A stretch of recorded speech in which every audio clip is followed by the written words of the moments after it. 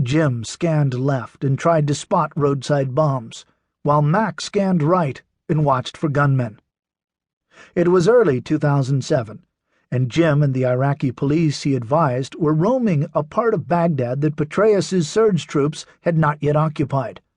He and his small U.S. team had bonded with his Iraqi counterparts so closely that together they could go places that other U.S. units could not. The overcrowded Shiite slum of 2 million people in the middle of Baghdad rarely saw a daytime patrol by American forces. Apart from conducting night raids, they mainly stayed out of the area. Sadr City was ruled by the main Shiite militia, known as the Mahdi Army, or Jaish al-Mahdi, JAM, which used the slum as a safe haven for staging attacks on Sunnis and U.S. forces across Baghdad. Sectarian killing was rife in Baghdad and other religiously mixed parts of Iraq, and the country was teetering on the brink of civil war. The Shiite militias had become as much of a threat to U.S. forces as the Sunni insurgents.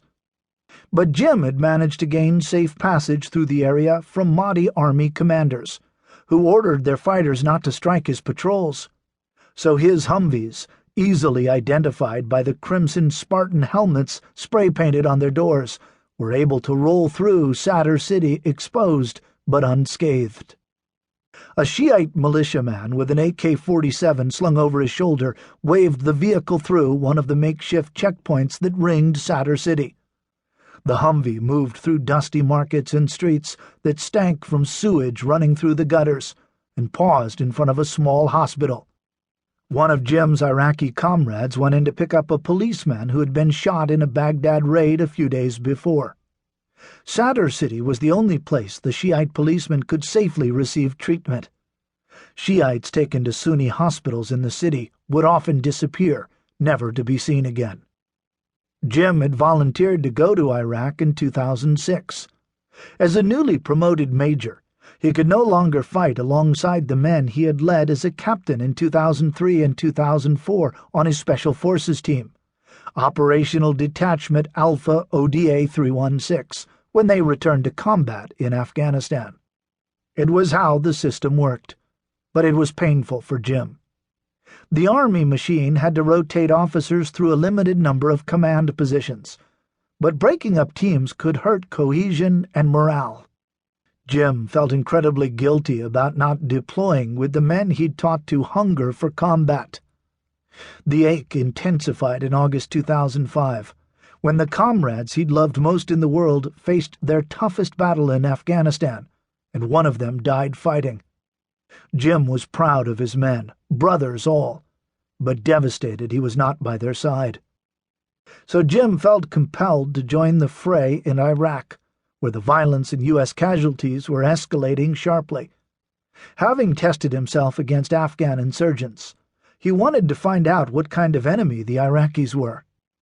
The American general in charge of training Iraqi forces, Brigadier General Dan Bolger, offered him a position leading a small U.S. military team advising Iraqi forces.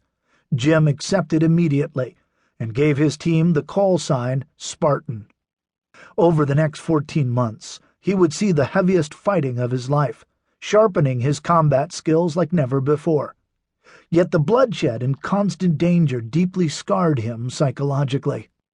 At the same time, his work with the Iraqis opened his eyes to the potential for comradeship and trust with indigenous forces that built on his Afghanistan experience and went beyond what he had ever imagined possible. In Iraq, he led a non-American unit in battle for the first time, and grew even more convinced of the power of bonding with and motivating a foreign force. But it didn't start out that way. When Jim arrived in Baghdad in June 2006, the city was in the throes of the worst sectarian slaughter in its history. Warring between Iraq's majority Shiite and minority Sunni religious factions had exploded following the February 2006 bombing by Sunni extremists of one of the Shiites' holiest shrines, the Al-Askari Mosque in the contested city of Samarra. Thousands of Iraqi civilians were fleeing their homes as sectarian cleansing and execution